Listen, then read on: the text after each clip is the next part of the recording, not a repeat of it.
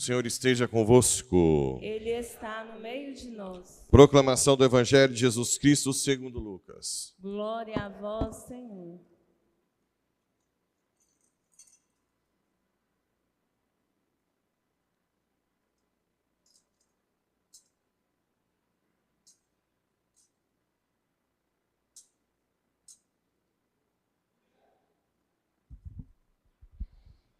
Naquele tempo, Jesus disse aos fariseus: havia um homem rico que se vestia com roupas finas e elegantes e fazia festas esplêndidas todos os dias.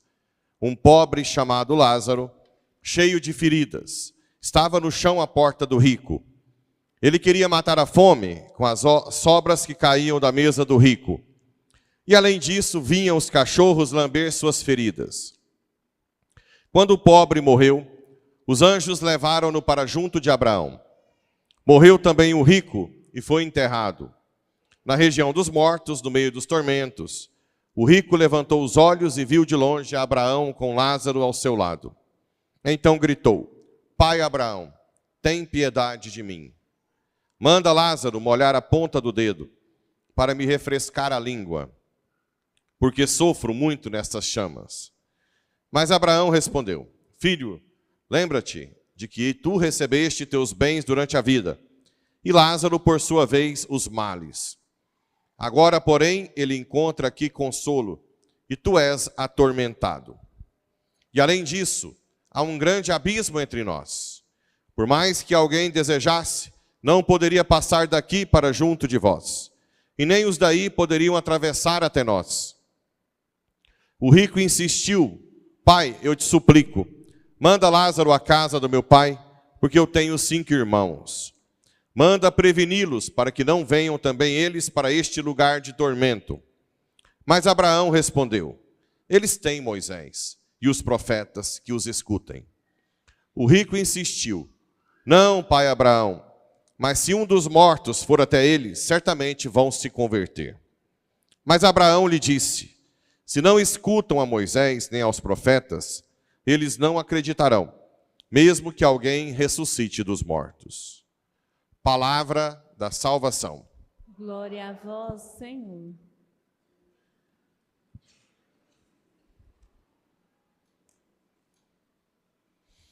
Muito bem, caríssimos irmãos e irmãs, rádio ouvintes que nos acompanham pelas redes sociais. Vamos mudar de assunto? Que jeito? Sou eu que estou pondo esse assunto toda vez? Quem que coloca? Sou eu? Vamos lá. Qual que é a ideia central hoje do Evangelho? O rico que gasta tudo consigo mesmo e não ajuda os pobres, certo? E eu disse que um dos pobres é a igreja. Eu falo isso desde quando eu cheguei aqui? Falo, porque também não sou eu que falo. Esse rico foi condenado. E o que ele dizia aqui? Pai Abraão. Obrigado. Espera aí só um pouquinho, você já leva. Obrigado. Pai Abraão, tem piedade de mim. Manda Lázaro molhar a ponta do dedo para me refrescar a língua. Pelo amor de Deus, aqui. Porque sofro muito nessas chamas. Eu tenho falado das chamas do inferno? Tenho falado. Por que eu falo? Porque eu não gosto de vocês? Porque eu não quero que vocês vão para lá. Vamos lá. Essa semana eu fiquei preocupado com um aspecto. A nossa alma, ela permanece após a morte? Eu sei que tem muita gente que às vezes fala: não vai. Depois que morrer, não vai. Então vamos lá. O que a gente sabe de argumento? Eu sei que não é tão fácil assim. Para saber que a alma fica depois da morte. É o seguinte. Nós temos, como seres humanos, faculdades sensitivas, os sentidos, ok? Essas faculdades sensitivas, os animais têm também. A visão, eu preciso do órgão, ok? O que a minha visão vê? Essa imagem aqui, a igreja com vocês sentados. Ponto. A única coisa que a visão pode me dar é isso. A audição, um som. Ok? Alguns animais têm audição melhor que a nossa. O cachorro. A visão pior. O cachorro não tem nem colorido. Não tem, né? O tato. Eu sinto na pele algo que é particular. Essa é a palavra. Particular. Aquilo ali. Nós, seres humanos, não ficamos só no particular. Nós temos duas faculdades, que chama inteligência e vontade, que é capaz de fazer abstração. Calma que eu vou explicar. O que é abstração? É a capacidade de formar um conceito universal. Por exemplo, a minha visão mostra esse ambiente, com vocês sentados nos bancos. Mas como eu tenho inteligência humana, eu sou capaz de abstrair e dizer, isso aqui é uma igreja católica, com um povo. E eu posso, quando alguém falar igreja, missa, domingo, eu tenho um conceito universal, que não fica no órgão, está na alma espiritual. Tudo que é capaz de ser universal não fica. A prova disso é que os animais não conseguem ter algo universal. Ah, padre, como é que... Vou dar alguns experimentos. Os animais, por exemplo, eles veem a cada instante só o que os sentidos passam. Tem um trabalho que fizeram com um chimpanzé, que tem um cérebro com muitas circunvoluções. Como é que foi o trabalho? Eles pegaram a casinha com a porta, e quando a casinha estava no meio, o chimpanzé não entrava direto na casinha. Ele dava a volta, identificava a casinha com os sentidos e entrava na porta. Quando eles encostavam a casinha na parede, aí depois o chimpanzé toda vez chegava e entrava na porta. Normal. Quando eles encostavam a casinha na parede, o chimpanzé não entrava. Ele ia até na parede, voltava. Entendem que ele está identificando de novo? Então, os animais, quando eles morrem, como só tem os órgãos dos sentidos, a alma, a gente chama de alma, alma é tudo que tem vida. A alma desaparece. Esse negócio de fazer velório para cachorro, querer ver o cachorro no céu, isso é loucura. Tudo bem? Isso não existe. Animais e plantas têm alma, mas na hora que morre, acabou. Nós, seres humanos, como nós temos faculdades fora dos órgãos, a inteligência não está no cérebro. As faculdades de medicina ensinam que está no cérebro. Mentira. Porque se tivesse no órgão, no cérebro, nós não seríamos capazes de abstrair um conceito universal. Ah, mas como é que prova isso? Bem, hoje tem vários hospitais, principalmente nos Estados Unidos, que fazem trabalhos de atividade intelectual após morte cerebral. Além disso, vocês já devem ter visto na internet vários casos de quase morte, em que a alma tem pacientes que descrevem o gorro do médico, que se vê no leito morrendo, que fala que tem um encontro com Jesus. Tem uma criança recentemente voltou e disse que Jesus existe. Tem um padre em Maringá que teve uma experiência de quase morte, ele voltou, ele chora quase todas as homilias. Então são inúmeros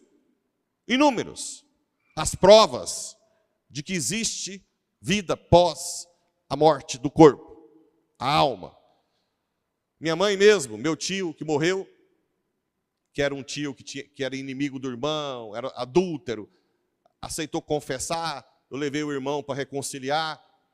A minha mãe um dia estava em casa e ela teve um susto, porque viu meu tio sentado e dizia: por favor, minha filha, reze por mim, porque estou sofrendo muito. Estou sofrendo muito. Reze pela minha alma. A minha irmã falou assim, não, era ele. Deus pode permitir. Quantos santos já tiveram algo semelhante de rezar por almas do purgatório? Almas pedirem. A própria doutrina da igreja. Além disso, eu já falei, eu já acompanhei inúmeros exorcismos. Eu já vi o capeta falar várias vezes.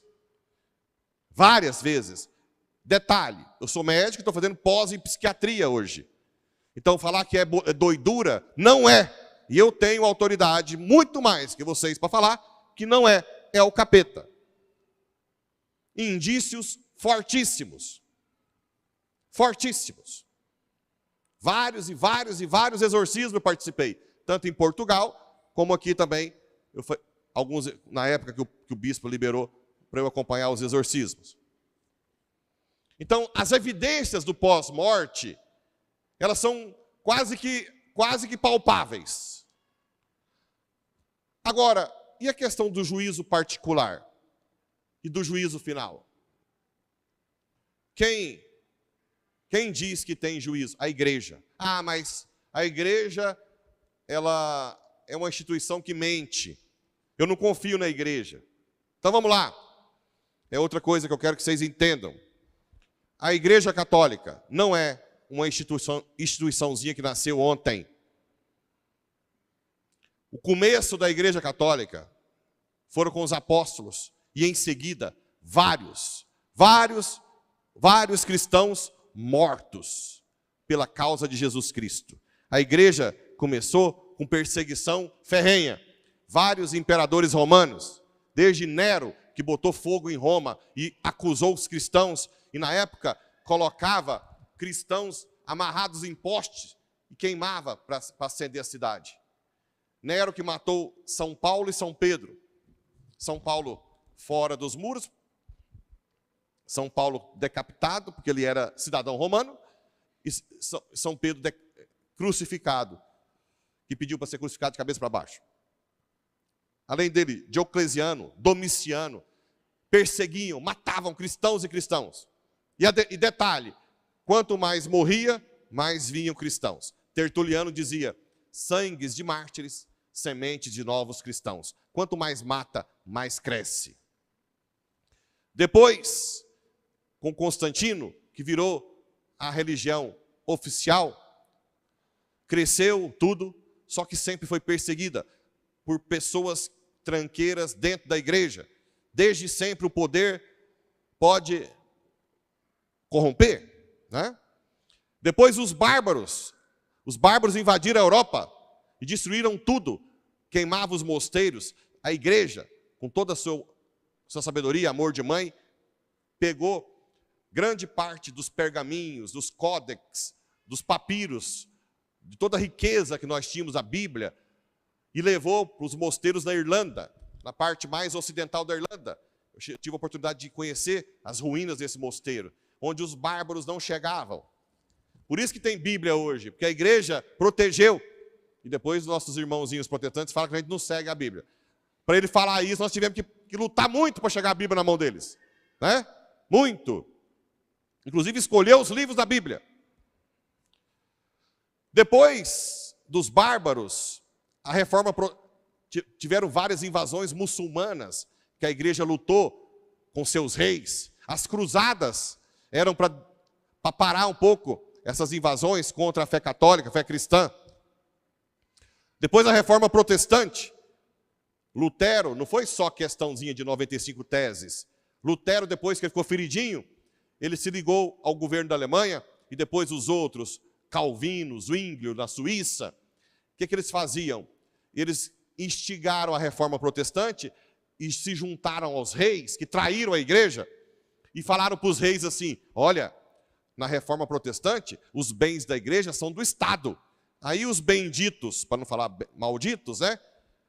Claro que gostaram e roubaram os bens da igreja na Dinamarca, na Suécia, na Alemanha, na Suíça. Você vai hoje na Finlândia, tem igrejas belíssimas, que eram mosteiros franciscanos, que hoje são luteranas, que não vai ninguém, porque esses países estão tudo virando ateu. Porque o protestantismo, depois de um certo tempo, perde o sentido, né? Esses países, grande parte, estão virando ateus. A Westminster, lá onde foi o funeral da Diana, funeral da rainha, era uma igreja católica. Henrique VIII tombou, porque ele queria casar de novo. E não foi permitido. Roubaram a igreja. E nós sobrevivemos. Séculos e séculos. Se espalhou por todo, foi perseguido. Gente morta na China, na Índia. Né? Quantos nós temos lá na Coreia? Missionários no mundo inteiro, que foi difundindo a fé católica. O que mais? A Batalha de Lepanto, depois da Reforma Protestante, 1571, em que os muçulmanos tentaram também tomar a igreja, e era um exército muito mais forte do que a Igreja Católica, e Papa Pio V, um santo Papa, chamou todo mundo para rezar o rosário, e acabou vencendo uma guerra que era para ter perdido, porque muitos reis também não ajudaram o Papa. Mas o povo se voltou e rezou, e vencemos a batalha. Depois, a Revolução Francesa, que matou mais, porque teve a Inquisição. O Papa João Paulo II chamou 4 historiadores mais famosos do mundo e pediu para estudar a Inquisição. Se matou muito menos do que se fala. Quem matava, na maioria das vezes, era o Estado, não era a igreja. E foi menos do que a Revolução Francesa. A Revolução Francesa entronizou a Deus a razão. Mais um ataque à igreja. Depois das invasões ao Reino do Vaticano, tomou quase todo. O Papa Pio IX teve que sair fugido do Vaticano. Até que depois os papas voltaram e ficaram presos lá no Vaticano até fazer um acordo com Mussolini. Olha, imagina, com Mussolini. E hoje tem um Estado do Vaticano.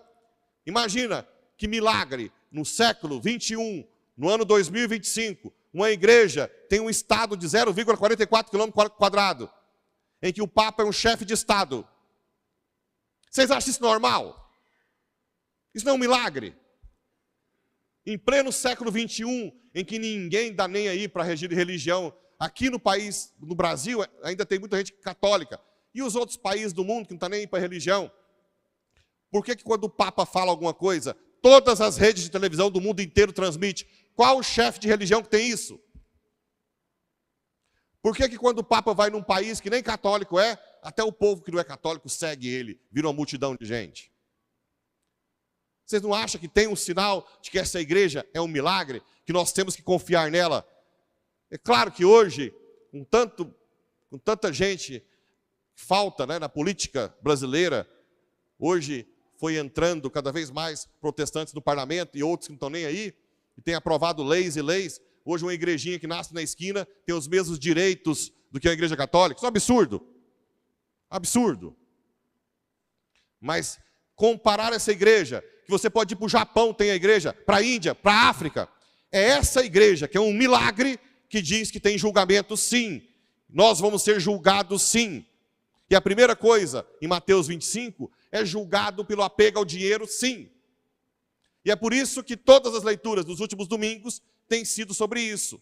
Nós temos uma alma espiritual que vai ter um juízo particular e um juízo final, porque depois vai julgar a história das consequências da sua vida. Então nós temos que confiar nisso e tentar mudar de vida. Bem, qual que é a outra coisa que eu quero deixar claro aqui, que eu já falei uma vez?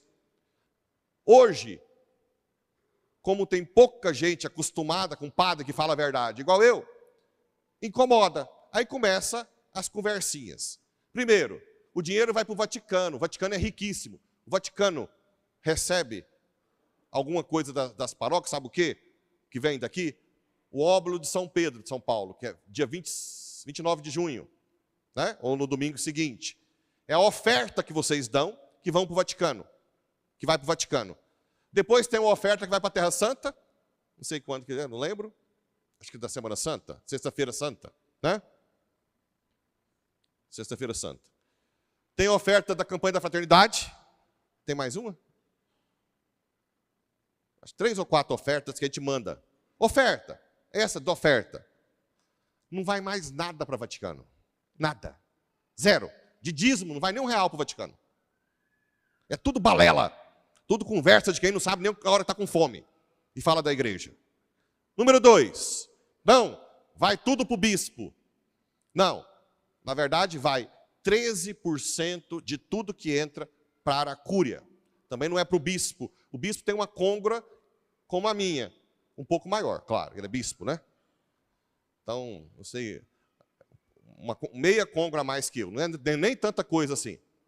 O resto do dinheiro vai para a cúria para pagar a contabilidade de todas as paróquias, o jurídico de todas as paróquias, os prédios que tem da cúria, a Casa São Paulo, que faz os retiros, o seminário, os seminaristas, os carros. Então, não é o dinheiro que vai para o bispo, e é 13%. O resto fica tudo aqui. Ok? E se tem uma coisa que não pode reclamar desse bispo é de transparência. Toda reunião do clero, ele mostra tudo que entrou e sai. Né? Tudo. Então, está lá. Se alguém quiser ver, talvez ele mostre. Então, o dinheiro vai para manter a cúria, que é a matriz de todas as paróquias. Nós somos filiais. Ok? É claro que o dinheiro tem que ir para lá, de algum lugar. Como é que vai manter a contabilidade e o jurídico? Bem, agora vamos ao Padre Pablo. Né? Agora vamos chegar até mim. Uma das coisas, gente, é normal. Eu já faço isso de propósito. Quando eu provoco, tem duas possibilidades para vocês. Ou vocês mudam de vida e se converte, ou fala mal de mim. Porque você não vai aceitar uma coisa sem falar do meu nome, né? Se você não quer mudar de vida. Então, o que, por exemplo, acontece? Ah, não, me contaram, não sei se é verdade, mas vamos supor que seja. Nós não temos um padre, nós temos um Edir Macedo, que só pensa em dinheiro. Só fala em dinheiro nas missas. Bem, primeiro, aqui hoje é filmado, eu não sei nada da vida do Edir Macedo. Não sei o que ele... Eu não posso falar nada, nem conheço ele pessoalmente. Mas eu sei que quando alguém fala isso, está querendo dizer que eu estou querendo dinheiro para mim. Não é isso? Eu estou querendo usufruir do dinheiro que eu peço na missa. Só pode ser. Não tem outro sentido. Então vamos lá. Primeiro, se eu quisesse dinheiro, eu jamais estaria aqui falando para vocês com essa roupa quente que eu detesto. Eu estaria trabalhando como médico. Eu ganharia infinitamente mais. A Dilvanete está aqui. Todo o dinheiro que entra aqui, ele é vigiado. Até o meu supermercado é vigiado. Eu sou suspeito o tempo inteiro diante da cúria e suspeito com o povo. E aceito isso por amor a Deus. Por amor a Deus. 2. Ontem, nós fomos treinar o pessoal para ter o plantão do dízimo. E aí, providencialmente, né, Joanete? Alguém falou assim, vamos ver negócio do padre, me chama? Cadastro do padre, né? Vamos ver o cadastro do padre. Do nada. Falei, veja. Ah, padre, o senhor devolveu só agosto. Eu falei assim, não, já devolvi setembro. Aí a Joanete, não, mas não foi lançado ainda. Qual o valor? Falei o valor. Aí alguém falou assim, esse é um dos maiores dízimos que tem. Eu disse, é a metade. Porque eu tenho outras rendas hoje, certo? Mesmo que eu devo meu pai 80 mil reais. Mas mesmo assim eu não deixo de devolver o dízimo. Então, a minha côngora hoje é mais ou menos 3.800. 3.700. Eu devolvo de dízimo para essa paróquia e a de São João, praticamente quase a metade da côngora. Porque eu ganho por causa dos outros ganhos. Se eu quisesse dinheiro, eu ia devolver um dízimo, que é metade quase da minha côngora. 2. Não, 2 não. 2 já é esse, né? Primeiro, é que eu seria louco de querer. Terceiro, quem me conhece sabe que eu falo aqui nas homilias sim do dinheiro, mas quando eu falo pessoalmente, eu mando vocês rezarem, porque me interessa mais que vocês se convertam e amem esse cara aqui que eu amo. Não é o dinheiro tanto. Até, já falei hoje, aconteceu 2 vezes ou 3, não lembro. Jesus está aqui, pode falar, de gente que nunca vai na igreja e chegou em mim e disse assim, padre, eu quero fazer uma doação para você, para a igreja. O que o senhor quer? Eu disse, a sua alma. Eu quero a sua alma. Não é tão interessante para mim só o dinheiro. Claro que também quem não vem na igreja e doa alguma coisa, Deus também pode fazer depois que essa pessoa se converta lá na frente. Mas aconteceu algumas vezes que eu neguei. Aliás, não é que eu neguei. Eu falei isso, a pessoa acabou que não doou nada. Ficou chocada, né? Espero que um dia se converta lá e doa depois de convertida. Né? Outro dia, tudo vira polêmica, né? Contei sobre a irmã Rose, que falou para o cara que aluga a casa, que ele não vinha à igreja, que ele poderia doar a casa para elas, que elas iam rezar para ele, que já que ele não vai para a igreja, poderia ser condenado. E eu falei que eu brinquei com uma pessoa de fazenda para doar a sede, né? Brinquei com essa pessoa, porque nem era o dono da fazenda. Aí já saiu conversa que eu falei que era para um fazendeiro doar, senão ia para o inferno. Eu não falei isso, sabe por quê? Porque é mentira. A igreja não fala que vai para o inferno, você tem que doar seus bens. Ela fala que vai para o inferno se você não usa a sua renda para ajudar a igreja, que é a oferta e dízimo, e os pobres. Isso aqui. Você pode continuar com seus bens, mas você não pode continuar egoísta, avarento, pensando só em você. Você não pode continuar sem ajudar a igreja, sem ajudar os pobres. Isso é um absurdo. Isso te leva para o inferno, sim.